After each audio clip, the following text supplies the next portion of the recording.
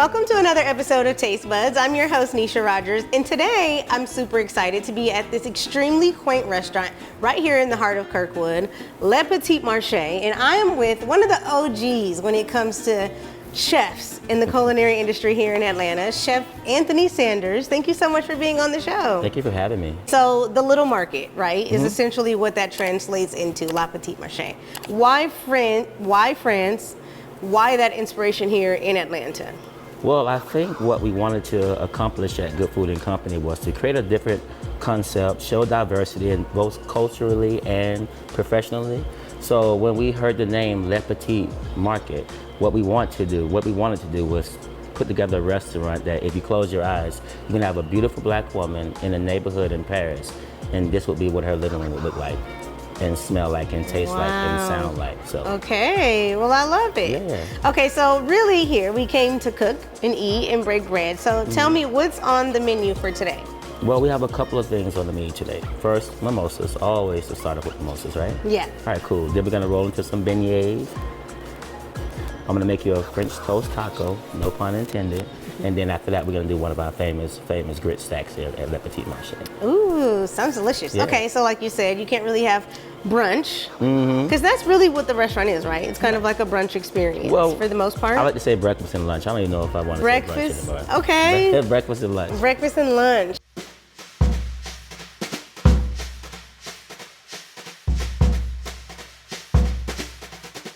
Well, you can't have breakfast and lunch without having a mimosa. Yes. And so today we're doing freshly squeezed. Uh-huh. I love that. So what's the first step? First step is, well, we have some oranges. This is a glass for you. Okay. Let's place it under there and let's start to squeeze. Ooh, okay. Just one of these halves? Mm-hmm. Okay. Face down. Face down. Perfect. Okay. All right. Oh gosh. Wow. And you got Oh, you gotta put your back into it. Yeah, of course. Oh God, yes. Perfect. So if you do that another 10 more times, you get something like this. All right. Okay. Oh, fun. Yeah, of course. Well, now that you have the juice, Okay. what's next? Champagne. Yeah, go ahead, give me some. I just pour it in here. Yeah, of course. Okay. Tell me when to stop. Whenever you think you should. Don't tell me that, because I won't. All right. That's perfect. You have to make them the same though. Okay. Last but Close? not least, I think we pull out. Garnish it. Voila. Do you add like a little squirt of lime, or is that it? That's perfect.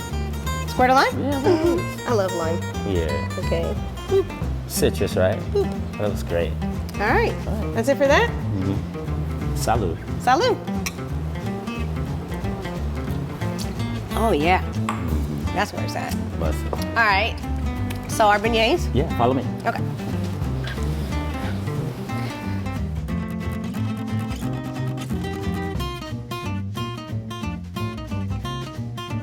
Hi.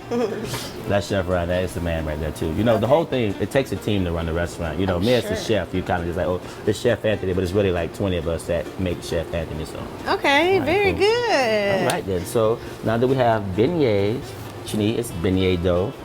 And beignet is probably one of the most infamous French dishes. If you've ever been anywhere in France or New Orleans, it's also huge part of Creole as well. So. Okay, why you say infamous? Well, it's just one of the things. Well, beignets, you know how they say if you can go in the restroom, you can tell who designed the whole restaurant? Well, the beignets can tell you what type of French you are. Are you Creole French? Are you modern French? Are you classic French? So this one tells us that the way we make ours here is just more like a croissant, you know, a layered dough. So this lets our guests know that we are a contemporary French restaurant. All right. All right. Ready? Be careful. Oh, God. All right. And so, what you want to do, and you just want to float them. Okay, I'm trying. Look at you. Looking like Nana. I'm a chef. Looking like Nana. You not spill me, pop me with this grease. Perfect. Okay, Take so we'll your make a time. couple of those. Uh-huh. Last one. All right. Perfect. And what happens is, when they're done, they flip over for themselves. Oh. Yeah, and so that's how you know. Okay. What we like to do here is get that honey on them. Look at that. Wow. Yes, and then what makes a beignet is the fun part, and I'll let you do that. Okay. How to shake it. Just sprinkle it? Yeah, just take it and shake it. This or this whole thing? Mm-hmm. Just like this. Oh, okay. Well, that's me. You got to do it. Okay. You ready? Boop, boop, boop, boop, boop, boop. Yeah, you got to make the That's noise. good? Boop, boop, boop, boop, Yes, boop. perfect. That's pretty. And that's what you have. Beignet. Okay, so we Okay. got our beignets. Next, we're doing my favorite breakfast food, actually, French toast. Mm-hmm.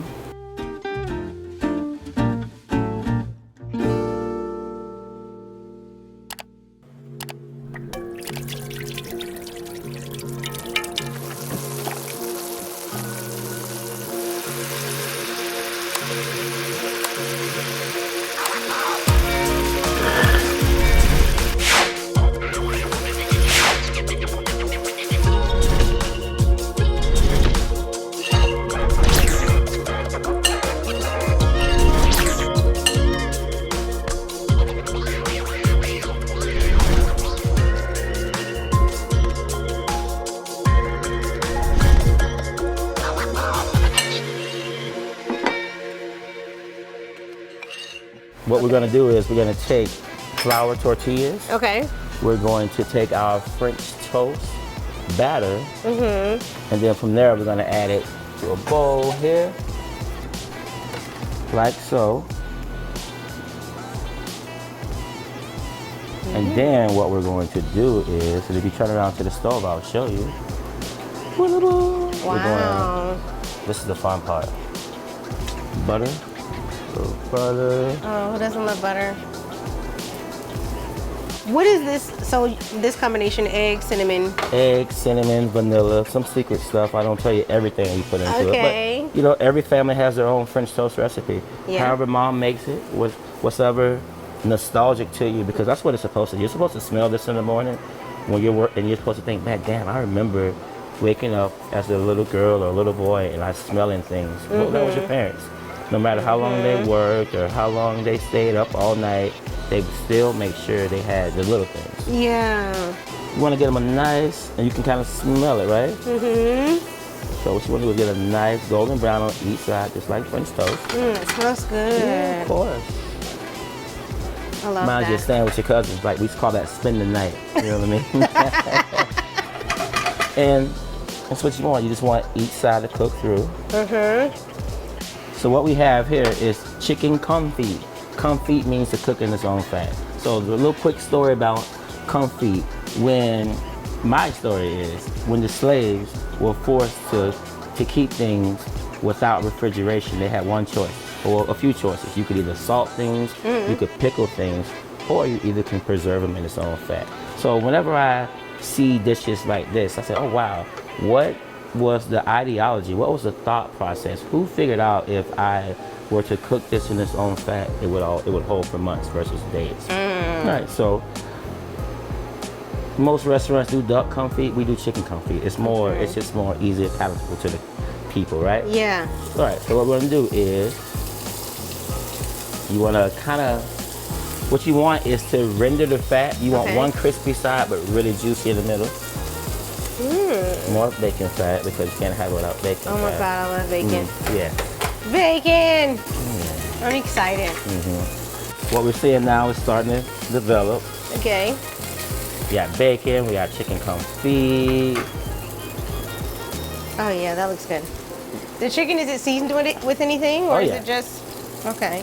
So what happens when you confit chicken, it's not just cooked in its own fat, it's also cooked in its own seasoning. So we take the chicken, we brine it for 2 days, and then once it's brined, brining is the first way of preservation, actually. Ah. All right, ooh, look at that. Ooh, that's pretty. Look at that. I You got love your it. golden brown, you got your bacon, then this is what you want. Oh, do I need to put these on the plate too? You want to help? Yeah. Look at you. What was the inspiration too behind not using, like, you know, bread and wanting to make them be tacos instead? We needed something like an appetizer, something quick, something to guess. It could be small, but a lot of flavor. How I cook is something I call complex simplicity. You know, what I like to do is combine a bunch of small, detailed, technique-oriented flavors that equate to something like amazing. So Okay. it's like an orchestra. Gotcha. A bunch of small things that equate to like a huge thing. So Yeah, that's so how I look at flavor. So there's a crescendo at the end, Yeah, what's a crescendo? like the climax. You know what it is. You know music. Yo, I like big words, man. So don't be that way. All right, so first thing first, let's make a little salad. Okay. I have a bowl here. So I say we take a few strawberries, Strawberries. micro cilantro, Okay. and also a little sherry vinaigrette. But you can mix that up. Okay. With. Okay. All right. You got it mixed up, nice. Yeah. You got a As little much as salt I to it, can. Pinch of salt, Okay. a little pinch. All right, perfect. So what we want to do now is start to build it. Okay. So here, we're there. I'm gonna take some goat cheese, Ooh. multi-sensory. Yeah. All right. And what we'll do now is we'll take confit chicken that is delicious. Mmm. Chicken. The chicken and the bacon go on the same or they're separate? Oh yeah. Oh, both. Oh, that's exciting. Remember, it's complex simplicity, right? Yeah, that's right. All right. Boom. And what do you think goes on last? This. Okay, let's see what you got. Okay. However it falls, sometimes that's just how it's supposed to be. I love that. You know, so if this is what art gives us, this is what art has for us. I receive it. I receive it. So there you go. That is our French toast taco with Newski's bacon, chicken confit, and a strawberry micro cilantro salad. A little bit of sherry vinegar, and then voila. It's So, beautiful. yeah. Wow, never had French toast this way. yeah, French today toast is the taco. day. You ready to take a bite? Not yet. No? No. I want to get everything made and then All we're right. going to sit down and enjoy everything. But it's Okay. very tempting. All right then, well cool. Well, what's next on the menu? Okay, so we got a stack, right? A grid stack that you said?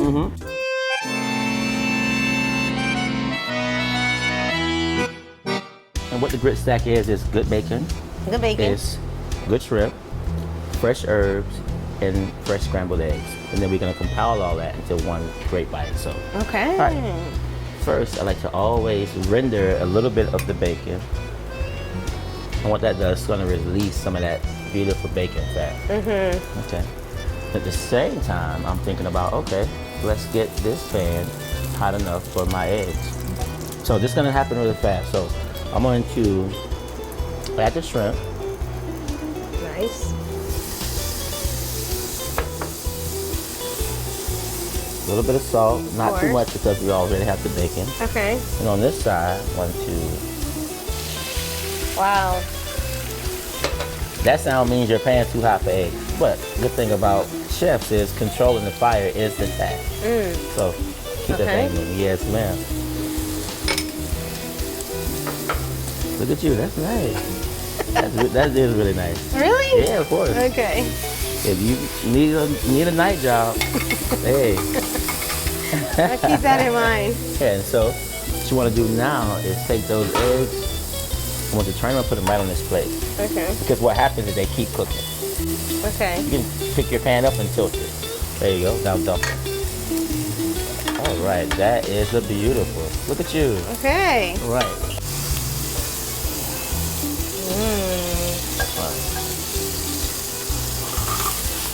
Whoa. Whoa. Voila. Fancy. All right, cool. So we're gonna go to the other side Okay. and put everything together. Love it.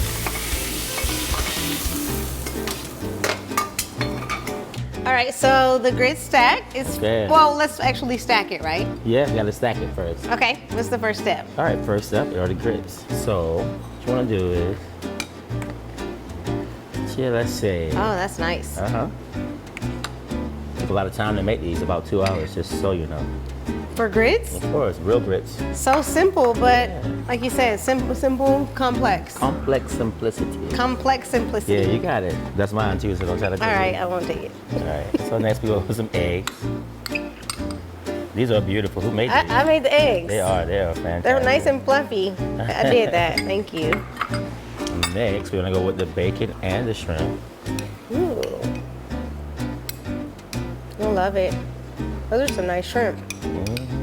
Look. All Okay. right. And so now that we are here, it's for the caveat. Okay. Cheese. My favorite. I love cheese. Yeah. And then this. Oh, toast. Toast. Of course. And then yes, And then- last but not least, A little sprinkle. Okay, let me Yeah. do this part. go ahead, do your thing. Okay. Here Just we all go. over. Chive bay. Ooh, All right, and there it is. it's exciting. Complex simplicity in a bowl. Wow. Fantastic job. Very good. Yeah. I think I'm ready to eat. Are you? I am. All right, let's do it.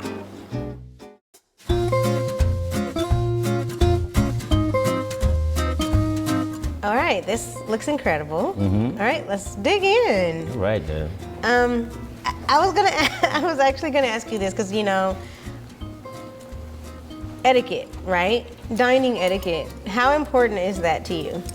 It's just levels to it. Okay. It's, I try to always set a true expectation for my dinner date. And it's never really about how we hold our fork or how we eat. It's about how we make each other feel at dinner, I think. Okay, That's so the you're most not gonna important. judge me. Yeah, but I won't say anything. You're gonna I won't- judge me. No, I won't. I promise. Left or right? Is this how I'm already feeling? Yeah, you're good. Okay, so let's try something because this looks Okay. amazing. First of all, I want to try the French toast tacos. Yeah. Like I said, French toast is my favorite, so you can grab one. and Okay, then it I'll is a go. taco, right? You pick it up by Little taco. street food.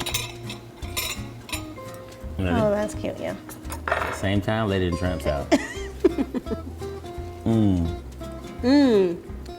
That's really good.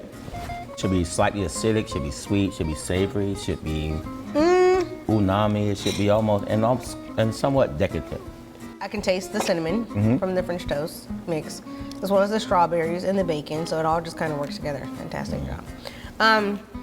We were talking a little bit about this actually off camera, but music is like a huge influence, right? When people come to the restaurant, it's, it's inspired by friends. And so that's kind of like the experience that you get, even through like the sound that you hear while you're actually dining. Can you talk to me a little bit about the importance of incorporating music into the culinary aspect of what you do? Okay. Well, I think it's so important to be, when it comes to the senses, I think, hospitality is a gift. You give people a gift. And so as many senses you can tap in as possible, meaning that it's important how you see things, how you feel things, how you taste things, how you hear things. I feel like if you're sitting in a restaurant, the food should taste just like the music, and the music should sound just like the food. So if you really want to create like a multi-sensory experience, we're naturally born to follow the beat, the tempo, Yeah. It's the reason why percussion is so important in music, but it's the same thing when it comes to food. Like every dish has to have a foundation. It has to have a flavor profile that it's following. So if the flavor profile is Asian or Italian or Southern, they all have the same rules, but it's just different tempos. Yeah. It's all Okay. music. So speaking of foundation, Uh-huh. like I said at the top of the show, you're the OG. A lot of people consider you the OG, but it had to start somewhere. So when we think of the foundation, it's starting from the ground up. Who would you attribute your current success to? My mother. Okay. She was my favorite chef. I didn't realize she was a chef until I was almost 30 years old. It's funny. There's levels of everything, cook, chef, good and great. Everything runs parallel, but they're different and they just don't end up in the same place. I think what makes a type of professional good versus great is the attention to detail.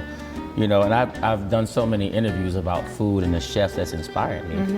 And it wasn't until I was in my 30s and I realized that, oh shit, my mother was my first chef. As a child, it looked like she was just going to work. Yeah. You know, I thought she was just going to work, but then, you know, after she passed away, I heard some of the people, the way they spoke about her. And it wasn't family, it wasn't friends, it were people that worked with her in the restaurant industry, and it was how she impacted their lives with her hard work and just preparation for the day. And I was like, wow, she was doing it the whole time. I thought I was the only one doing this. No. Yeah. It's been passed down through generations, you know. And then my writing coach, she actually she specializes in genealogy. So she went even further. So she went to my mother, to my grandmother, to my great-great-grandmother, and further on, and realized that I come from a long line of just chefs. What would you say is your philosophy behind cooking? You're either gonna do it the right way or the wrong way, whether it's an egg or foie gras. When you think about yourself as a chef, what is it that you would say? You know, it's a cycle. You know, there were chefs before me, there'll be chefs after me. What you really want to do is be beneficial to the industry. You want to be a part of it. You know, it's like the restaurant industry is a garden, right? But everybody can't be the rose. Somebody has to be the tree, somebody has to be the palm tree, somebody has to be the grass. You know, a lot of times we don't want to be the grass, we want to be the rose, but in the restaurant industry, you have to know who you are. And then once you know who you are, you have to be the best at that. It's not for me to compete with other chefs that own restaurants. You know, it's enough of us to have busy restaurants every single day. Last I heard, in Atlanta, there's not enough restaurants. When I think about Atlanta, I think about food also now. It's almost like one and the same. Like the food experience, the nightlife, like they're very similar. And so I want to ask you that because you talked to me a little bit about being in a group. Can you explain what that is and what that's meant for your career? Yeah, we're you know, we hear about Chef Anthony, but like I told you, Chef Anthony is I'm only able to sit at the table with you right now because I work with an amazing group of people. Okay. Like there's so many of us. There was someone helping make the grits and chopping the strawberries and making sure things were organized and clean. That you know, you need a team. A team. Yeah. I love that. So I've been like eating as you're talking, and everything is amazing so far. So kudos to you. Thank you. Well, you made it. Well, we made it. We Mostly made it. you. We made it. There you go. I like that. Team, you seeing the value of the team, I'm right? seeing the value of the team. I also kind of like want to talk to you about the experience that you curated with your 1 and 3, the 1 and the 3. Oh yeah, okay. Okay, so talk to me about that because you've kind of been able to do a fusion of your own, so to speak, of music and food. What is that experience like, and what can people expect from that? Okay, well, it's a phrase I started using about a few years ago because at my other restaurant, the Atlanta Breakfast Club, we meet so many musicians, like from not just Atlanta musicians, like all over the world. And so I started meeting so many. We have a big piano out front, and what would happen is people would come and start playing. Yeah. They would start playing and like, what is this playing this piano? And then I started to meet these people that had enough courage to come into a place that sold pancakes to play music. I'm like, what is it about you? Like, what is it? Let me talk to you about. And I'm like, wow, we have great conversations. And then I asked someone one day, I said, you know what? If your music was food, what would it taste like? And then that was the question I started to ask musicians. Like, and then the ones that got it, I could see in their face. From the second I could even put a period on the sentence, they would already be like, oh wow, I get it. And then from what you tell me, I like to articulate a meal based off of your sound because musicians are just intrigued by people like us as we are and by them. You know, they have the same, we like, oh my God, this song's amazing. They're like, oh my God, this restaurant's amazing. And so the 1 and the 3, it derived from the sound of food, taste of music. And that's always a show I wanted to do. I wanted to just go around the world.